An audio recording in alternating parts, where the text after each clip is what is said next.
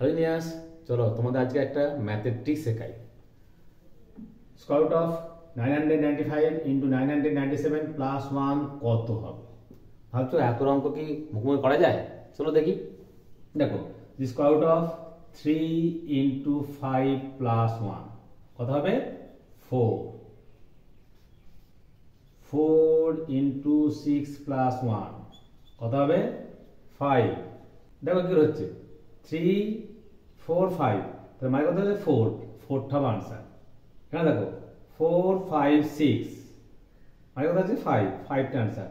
Similarly 13 into 15 plus 1 কত হবে? 14।